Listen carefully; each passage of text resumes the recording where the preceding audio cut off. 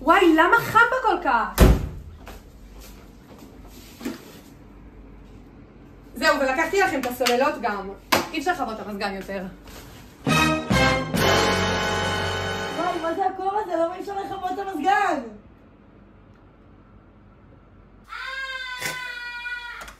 למה הם זין חמים? וואי, מה זה? אפילו החימום לא עובד פה.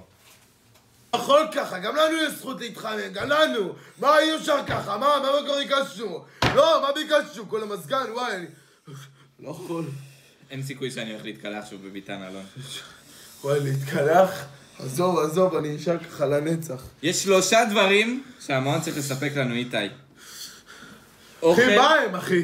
לימודים ומים חמים. מים חמים! תשאל את נחמן. נחמן. אוי, איזה קר פה. זה טוב. אני לא יודעת מה יש לכם, ממש נעים פה. מה נעים זה בשביל זה? איזה נעים.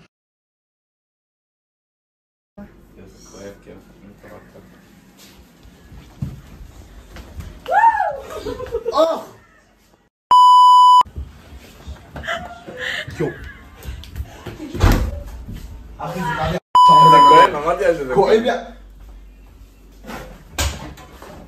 יו, באמא שלי.